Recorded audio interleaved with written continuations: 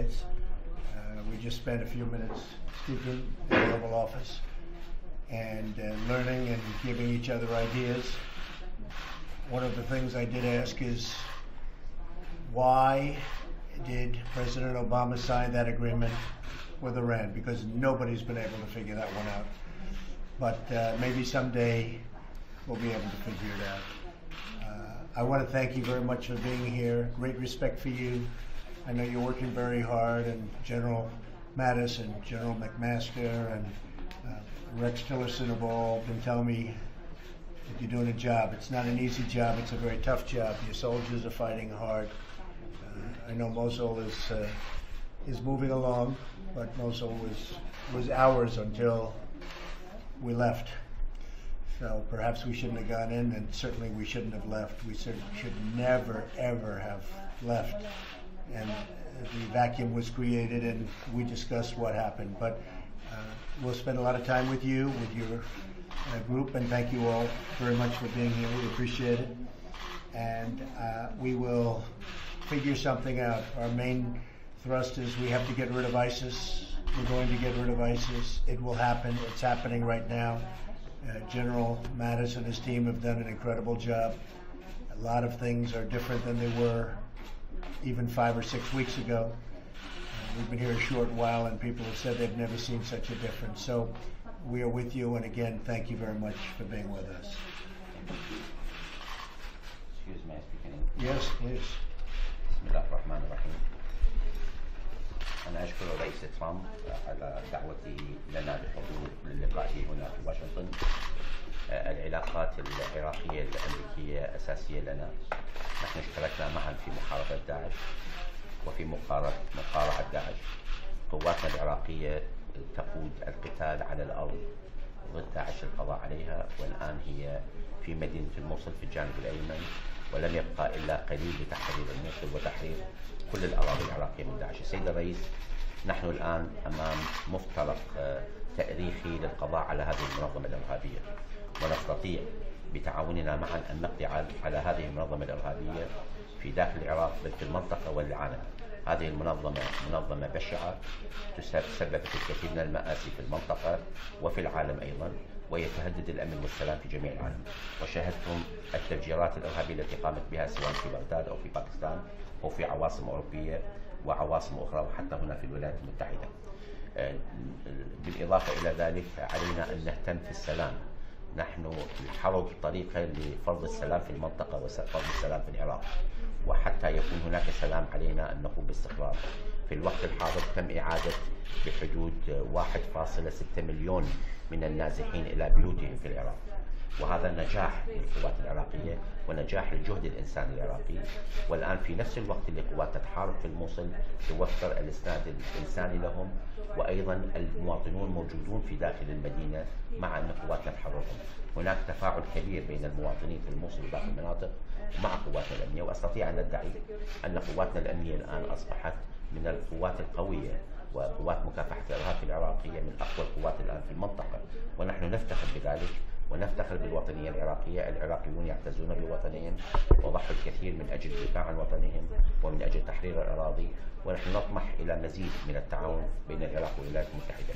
سيد الرئيس، العلاقات مع الولايات المتحدة كانت بخيار عراقي واختيار عراقي لتطوير هذه العلاقة، ليس في مجال العسكري والمجال الأمني، بل أيضا في المجال الاقتصادي، مجال الطاقة، مجال التجارة، مجال التعاون الثقافي والتعاون في كل المجالات. وآمل أن نعزز علاقتنا على ضوء اتفاقية الإطار الاستراتيجي التي وقعت بين العراق وبين الولايات المتحدة من أجل تطوير هذه العلاقات. هناك هم مشترك بيننا. جنودكم الآن هي مع جنودنا في العراق، ضباطكم يقومون بتدريب القوات العراقية، تقدم الإسناد الكامل من الجو لقواتنا المقاتلة على الأرض، وأتصور يجب أن نبني علاقة أمتن ونستمر بهذه العلاقة. وأنا أشكرك على رفع اسم العراق من الأمر الرئاسي الذي تم إخراجه سابقا، وهذه تعني استجابة إلى الطلب العراقي وأيضا تعزيز العلاقة مع العراق وقيمة العراق بالنسبة للعلاقات العراقية الأمريكية. شكرا جزيلا سيد الرئيس، وشكرا أيضا لوفد الوزارة. Thank you very much, Mr. Prime Minister. We very much appreciate your words, and we will start discussing certain things right now. Thank you very much, everybody. Thank you.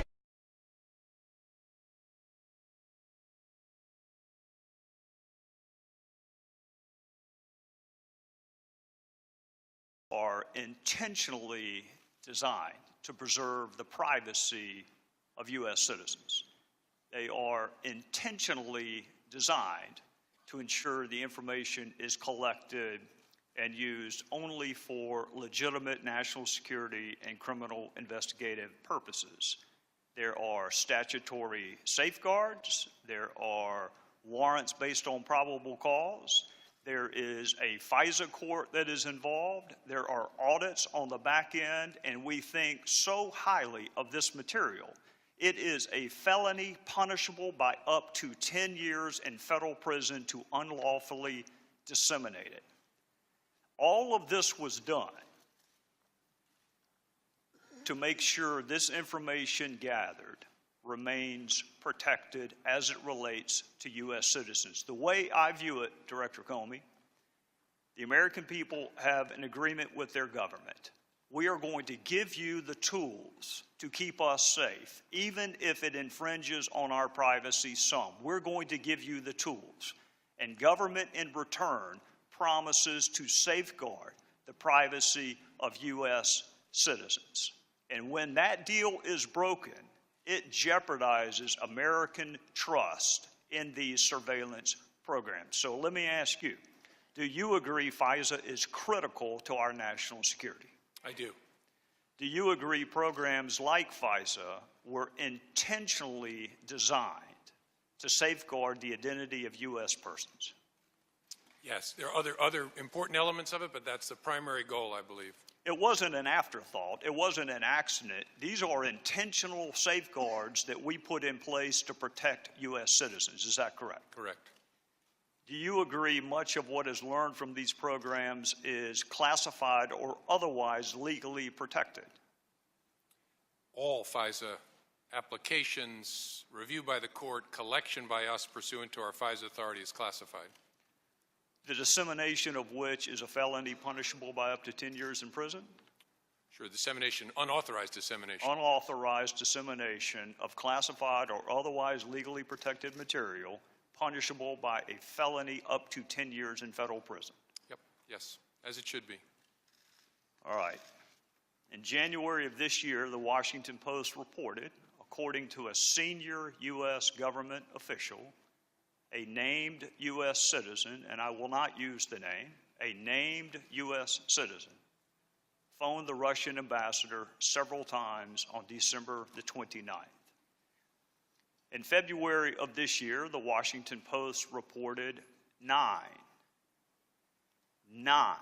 current and former officials who were in senior positions at multiple agencies at the time of the call spoke on the condition of anonymity to discuss intelligence matters, and that officials began poring over intelligence reports, intercepted communications, and diplomatic cables.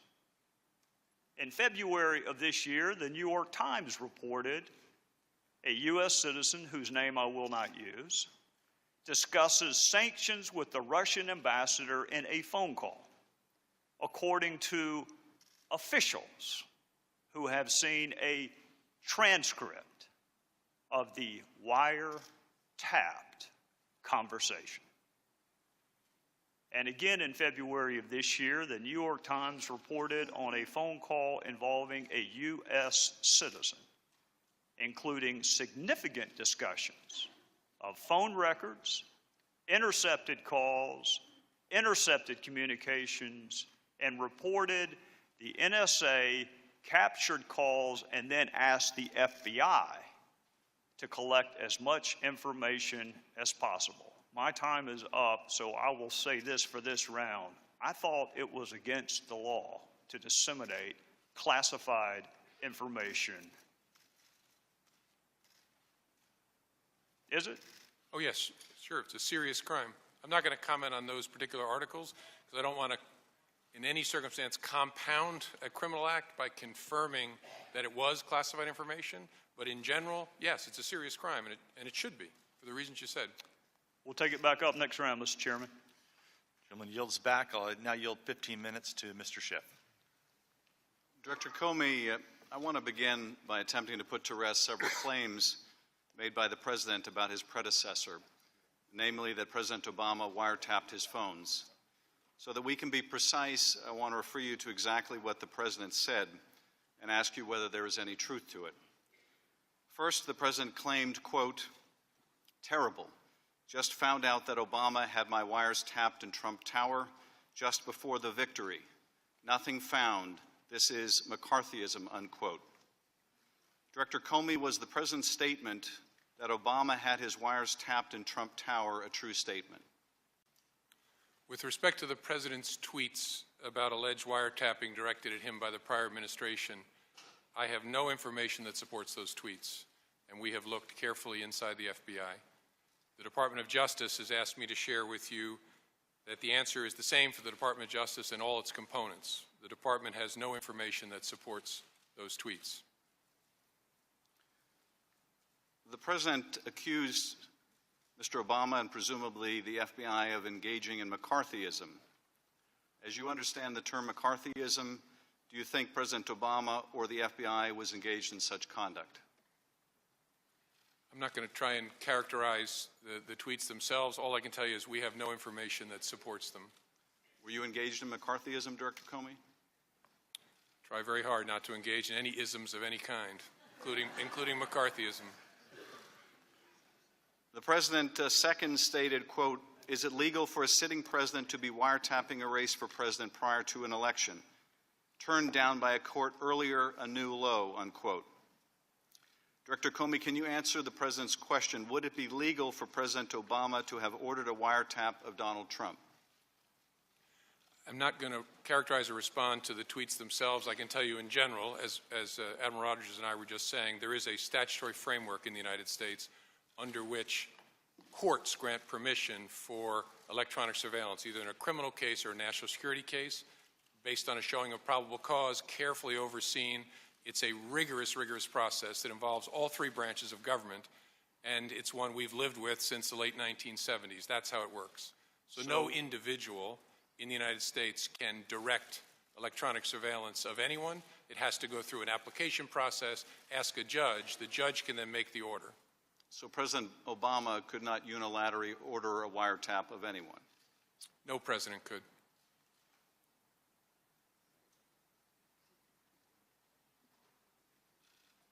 Mr. Trump also asserted in that tweet that that the application or the President's order was turned down by a court. Was there any request made by the FBI or Justice Department to wiretap Donald Trump turned down by a court? That's one of those subjects I can't comment on one way or another. Please don't interpret that in any way other than I just can't talk about anything that relates to the FISA process in an open setting. Third, the President stated, "I'd bet a good lawyer could make a great case out of the fact that President Obama was tapping my phones in October just prior to the election." Director Comey, you're a good lawyer. Can you make out a great case that President Obama wiretapped Mr. Trump's phones just prior to the election, in light of the fact you have said there's no evidence of that? All I can say is what I said before, that we don't have any information that supports those tweets. Well, in my view, then, you would not be a great but a very unethical lawyer to make out such a case. And finally, the President made the following accusation: "How low has President Obama gone to tap my phones during the very sacred election process? This is Nixon, Watergate, bad or sick guy." Director Comey, the President has compared Mr. Obama to Nixon and purported wiretap of Trump phones as another Watergate. What was the gravamen of the offense by Nixon and his operatives during Watergate? A lot of people who may be watching may be too young to understand what Watergate was about. What was the gravamen of that offense? Well, as I recall it, and I was a kid, but have studied it quite a bit in school, the gravamen of it was an abuse of power, including break-ins, unlawful wiretaps, obstruction of justice, sort of the cycle of criminal conduct. And it was a break-in of the Democratic headquarters by